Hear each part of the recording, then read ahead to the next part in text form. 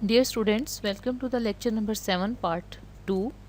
इसमें अब हम देखेंगे क्वेश्चन नंबर 7, 8 और 9। इनके हम एल्गोरिदम्स भी राइट करेंगे और इनके फ्लो चार्ट्स भी देखेंगे।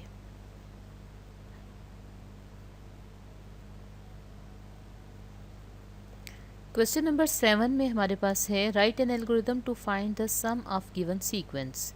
इसमें देखिए हमें कुछ सीक्वेंस गिवन है, यानी 20 से लेकर 60 तक ये जाते हैं नंबर्स, और इसमें 5 का इंक्रीमेंट होता जा रहा है और उसके बाद इसमें एडिशन होता जा रहा है।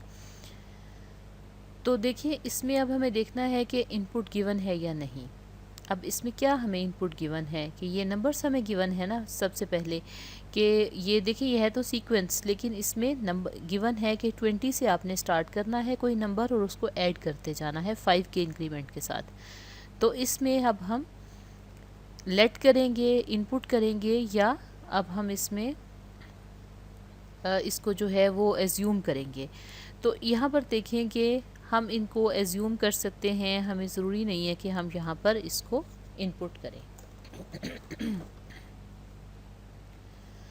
अब देखिए जो हमारे पास सीक्वेंस स्टार्ट हो रहा है इसमें हम क्या करेंगे, हमारे पास ये बेसिकली कोई इनपुट की फॉर्म में वैल्यू नहीं आ रही है। एक सीक्वेंस है जिसका सबसे मिनिमम नंबर जो है वो 20 है और मैक्सिमम 60 है। ये दो वैल्यूज़ ही हमारे लिए ज़्यादा इंपॉर्टेंट हैं।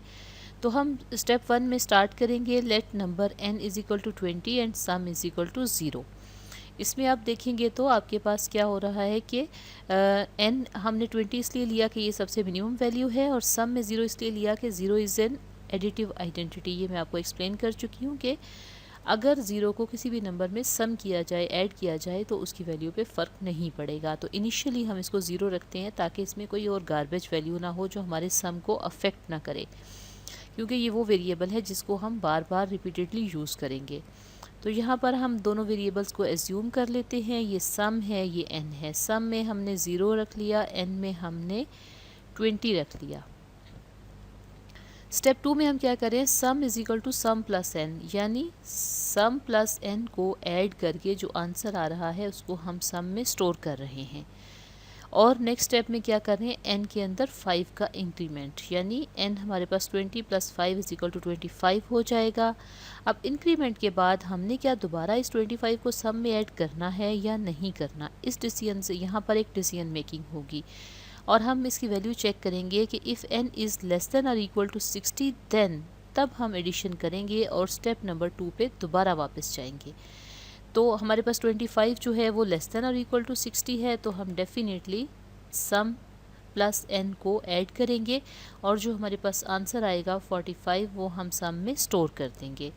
इसी तरह से अब हमने नेक्स्ट स्टेप हमारा क्या बनता है, n is equal to n plus 5, तो n की वैल्यू 30 हो जाएगी। अब हम फिर से चेक करेंगे n इज़ लेस देन और इक्वल टू 60, येस हमारी कंडीशन ट्रू है। अगेन हम स्टेप नंबर 2 पे जाएंगे और एडिशन करके जो आंसर आएगा हमारे पास क्या आ रहा है, 45 प्लस 30, इसका हम सम करके हमारे पास जो आंसर आएगा वो 75 है, और वो सम में हम स्टोर कर देंगे और इधर इंक्रीमेंट करके n को हमने नेक्स्ट स्टेप 3 के बाद 35 कर दिया। अब देखिए यहाँ पर फिर ये 35 के बाद 40 होगा, फिर 45, 50, 55 एंड 60 सो ऑन। यहाँ पर मैं ये स्टेप स्किप कर रही हूँ और यहाँ पर हमारे पास ये एडिशन होता जाएगा अनलेस कि यहाँ पर हमारे पास 60 आ जाएगा। जब n 60 आएगा तो यहाँ जो भी वैल्यू आई होगी हमारे पास उसमें ये एडिशन होगा, और उसके बाद फाइनल हमारे पास 300 समथिंग का यहाँ पर आंसर आ जाएगा, और साथ ही 60 की वैल्यू जो है वो 65 हो जाएगी।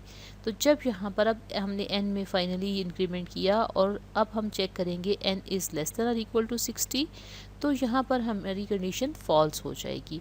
अब हम स्टेप 2 पे नहीं जाएंगे दोबारा, बल्कि जो इमीडिएटली नेक्स्ट स्टेप है वो क्या है, स्टेप 5। उस पे सम में जो भी हमारे पास आंसर आया हुआ है उसको हम आउटपुट कर देंगे, डिस्प्ले कर देंगे, और फिर स्टेप 6 पे हम स्टॉप कर जाएंगे। इसको देखिए, अगर आप यहीं पर इसका फ्लो चार्ट बनाने की कोशिश करें तो आपके पास ये स्टार्ट आ जाता है। यहाँ पर ये आपके पास प्रोसेसिंग है, आपने कुछ वैल्यूज़ एज्यूम की, ये प्रोसेसिंग है। इंक्रीमेंट जो है ये भी आपके पास प्रोसेसिंग है। यहाँ पर आपके पास डिसीजन मेकिंग आ रही है और उसके बाद यहाँ पर आपके पास आउटपुट आ रहा है।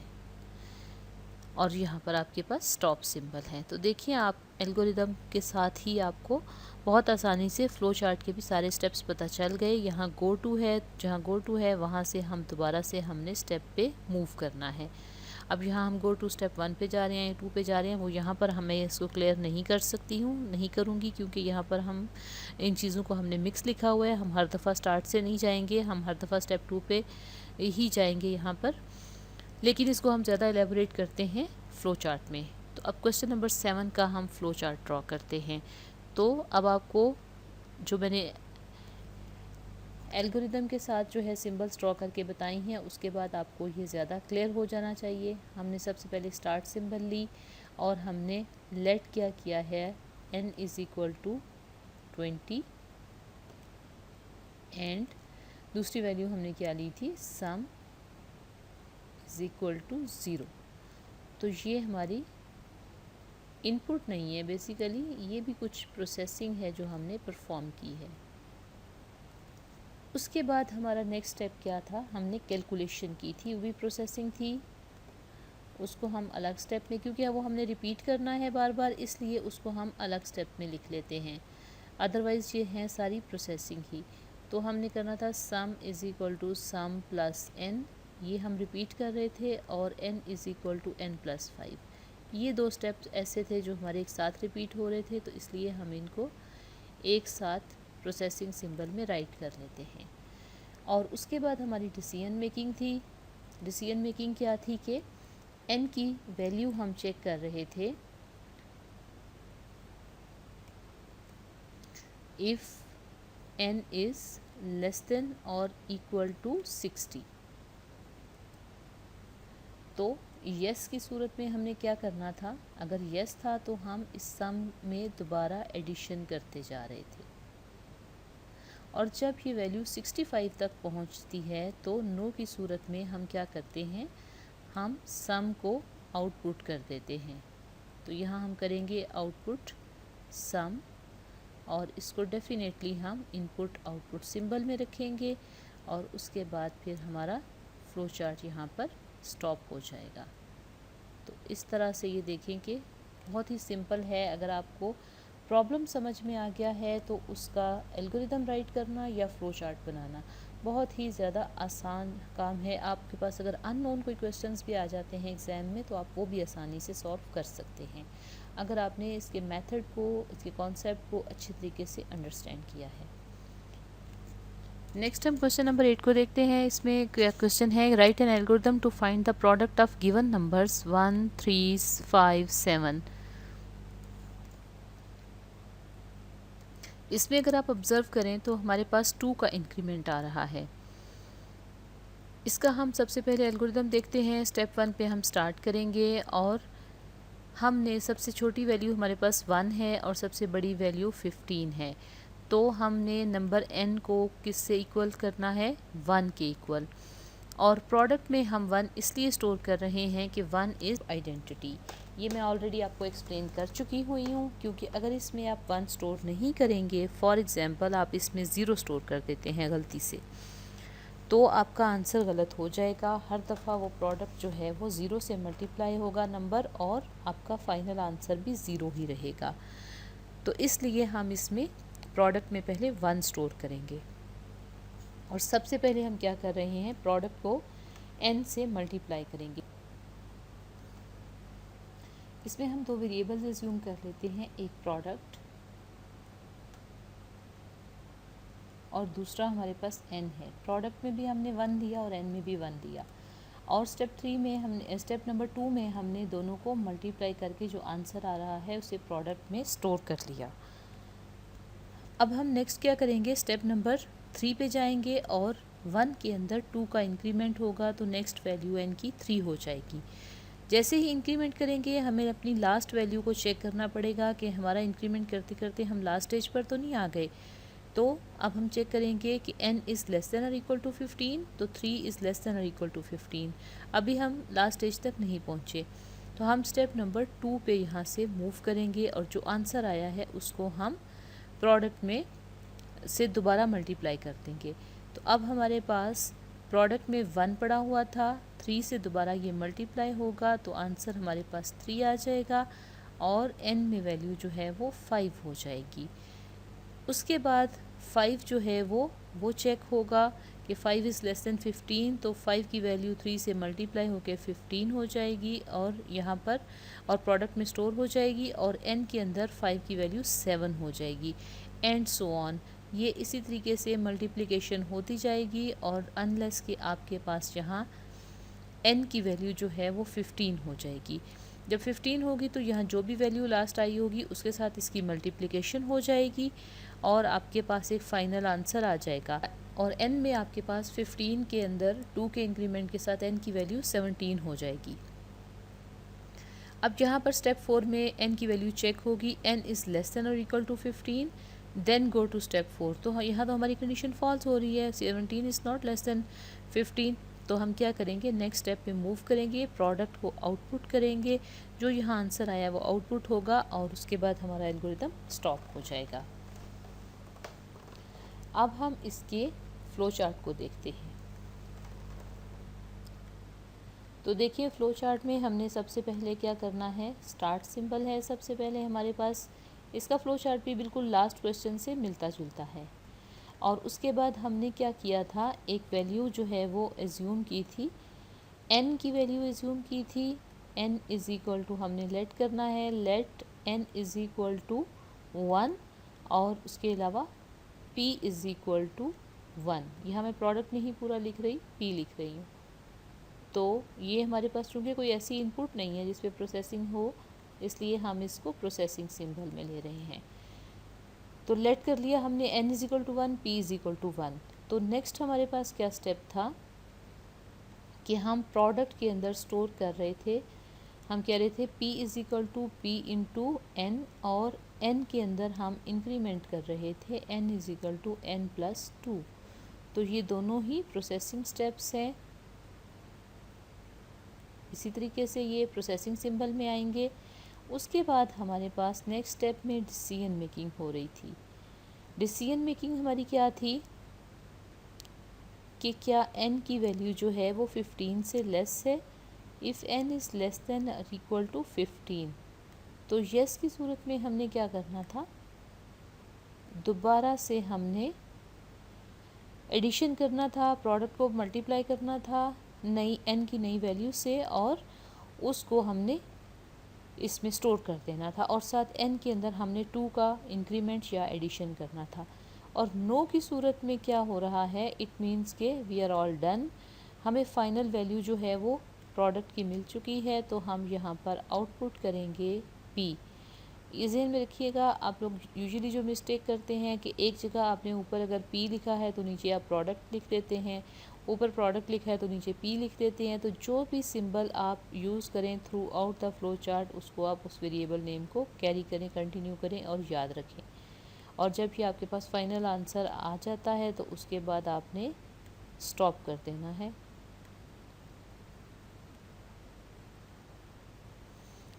तो इस तरह आपका ये वाला फ्लो चार्ट भी कंप्लीट हो जाता है। अब हम चलते हैं नेक्स्ट फ्लो चार्ट की नेक्स्ट क्वेश्चन की तरफ, that is question number 9। Question number 9 में क्या हो रहा है, write an algorithm to print multiplication table of a number in reverse order. यहाँ यूज़र से आपने कोई नंबर लेना है और उसे रिवर्स ऑर्डर में प्रिंट करना है। आपने असेंडिंग ऑर्डर में टेबल प्रिंट करना देखा है, बुक में एग्जाम्पल में गिवन है।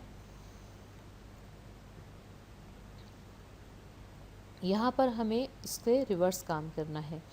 स्टेप 1 हम लेंगे स्टार्ट और यहाँ पर नंबर n जो है वो इनपुट ही आएगा, क्योंकि देखिए हम यूज़र से ले रहे हैं।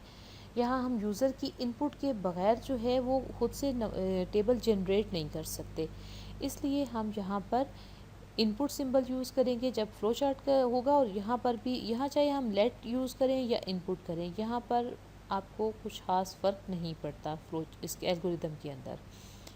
तो हमने कहा कि एक नंबर n हमने एज्यूम कर लिया, बल्कि उसकी हमने कोई वैल्यू भी एज्यूम कर ली और काउंटर हमने ले लिया 12 का।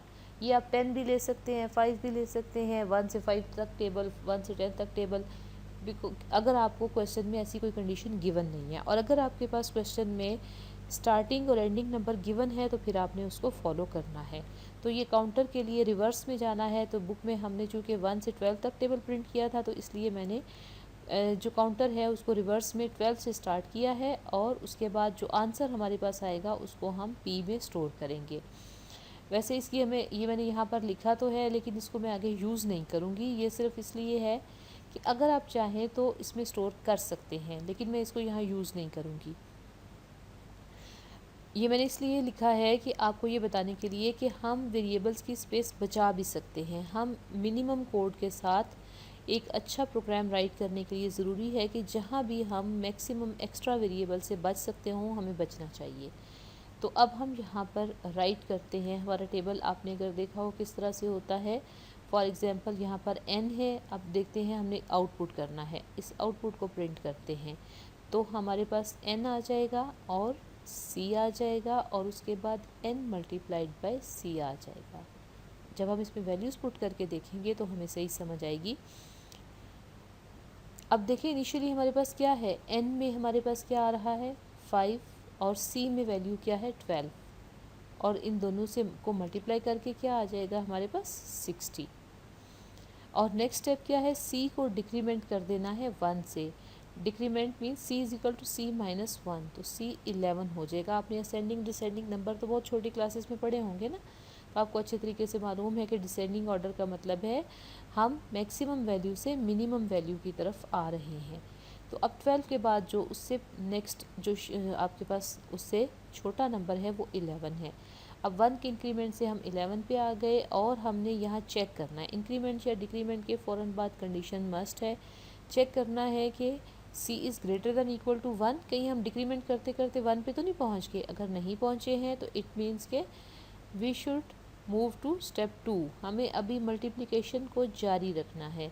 तो अब हम 5 को 11 से मल्टीप्लाई करके जो आंसर आएगा 55 वो राइट कर देंगे।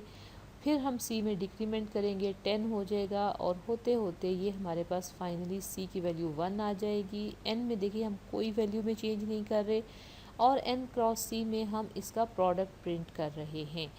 अब लास्ट में जब ये हो जाएगा तो फिर c में डिक्रीमेंट होगा, c is equal to c minus 1, यानी 1 minus 1 that will be equal to 0। तो जब ऐसा होगा तो c is equal to c minus 1, c में 0 आ जाएगा। तो फिर जब कंडीशन चेक होगी if c is greater than equal to 1, तो जब 0 होगा तो it means 0 is not greater than equal to 1। तो उस सूरत में हम स्टेप 2 पे नहीं जाएंगे, बल्कि नेक्स्ट हमारे पास जो स्टेप है वो हम स्टॉप पे आ जाएंगे। आउटपुट हम साथ साथ प्रिंट करते रहे हैं, इसलिए अब इसके एंड पे हमें किसी भी आउटपुट प्रिंट करने की ज़रूरत नहीं है। बेसिकली आप इसमें जब इसी स्टेप पे बार बार जाते हैं तो आप इसमें लूप्स का कॉन्सेप्ट जो है वो स्टडी कर रहे हैं, जो आगे नेक्स्ट चैप्टर में जब आप प्रोग्रामिंग स्टार्ट करेंगे और उससे फर्दर उसके डिफरेंट स्ट्रक्चर देखेंगे तो उसमें आप लूप्स के बारे में पढ़ेंगे। अब हम क्वेश्चन नंबर 9 का फ्लो चार्ट प्रिंट ड्रॉ करते हैं। सबसे पहले हमने क्या करना है, सबसे पहले हमने स्टार्ट सिंबल ड्रॉ करनी है, और उसके बाद हमें अपने एल्गोरिदम से हेल्प लेनी है कि एल्गोरिदम में हमने सबसे पहले क्या किया था, इनपुट किया था नंबर n। तो हम इनपुट करेंगे n, इनपुट आउटपुट सिंबल के अंदर, और उसके बाद हमने नेक्स्ट एज्यूम की थी वैल्यू काउंटर की, जिसकी इनिशियली वैल्यू जो है वो हमने 1 रखी थी। तो हम कहते हैं कि c इज़ इक्वल टू 1। ये हमारे पास इनपुट में नहीं आ रही, प्रोसेसिंग सिंबल है, सॉरी c की वैल्यू हमने इनिशियली ली थी 12, क्योंकि हमने डिसेंडिंग ऑर्डर में जाना है। उसके बाद हमने आउटपुट किया था, क्या आउटपुट किया था, टेबल का जो फाइनल आउटपुट हमारे पास आता है दैट वाज n, और उसके अलावा c, और उसके अलावा n क्रॉस c, ये हमारा आउटपुट हो रहा था।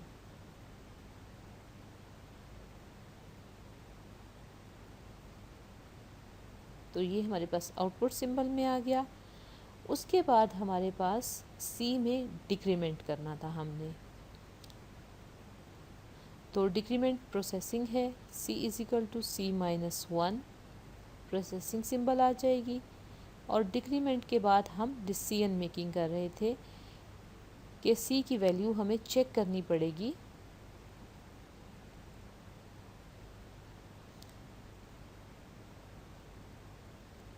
If C is greater than और इक्वल टू 1। तो जब तक 1 के इक्वल नहीं था हम कहाँ जा रहे थे, दोबारा से हम ये आउटपुट करते जा रहे थे और डिक्रीमेंट करते जा रहे थे। तो येस की सूरत में कंडीशन ट्रू होती है तो हम दोबारा से जो भी वैल्यू है C की उसको मल्टीप्लाई करेंगे n के साथ और प्रिंट कर देंगे। और नो की सूरत में क्या हो रहा है, जब हमारी ये कंडीशन ट्रू नहीं रहेगी यानी C 0 हो चुका होगा, उस वक्त फिर हम सिंपल अपने फ्लो चार्ट को स्टॉप कर देंगे। उसके बाद हमें कुछ भी नहीं करना क्योंकि हमारा पूरा टेबल जितना चाहिए था वो प्रिंट हो चुका हुआ है। तो इस तरह हमारे पास ये लास्ट क्वेश्चन जो है इसका भी हमने फ्लो चार्ट राइट कर लिया। और उम्मीद है कि आपको सारे क्वेश्चंस आंसर और उसके अलावा उनके एल्गोरिदम्स और फ्लो चार्ट सब समझ में आ गए होंगे। अगर फिर भी किसी क्वेश्चन में कोई प्रॉब्लम है तो आप मुझसे पूछ सकते हैं। और अगर आपने कुछ डिफरेंट तरीके से काम किया है और उसको आप यहाँ डिस्कस करना चाहते हैं तो वो भी आप इसी वीडियो के कमेंट्स में भी डिस्कस कर सकते हैं। और नेक्स्ट लेक्चर में इंशाल्लाह हम चैप्टर नंबर 2 जो है वो स्टार्ट करेंगे। और मीनवाइल मैं आपको एक असेसमेंट भी दूंगी जिसमें कि हम इवेल्युएट करेंगे कि अभी तक हमने जो सीखा है क्या यूनिट नंबर 1 कम्प्लीटली हमने अंडरस्टैंड कर लिया या नहीं। इंशाल्लाह मिलते हैं हम नेक्स्ट वीडियो में, नेक्स्ट लेक्चर में। Thank you so much till then.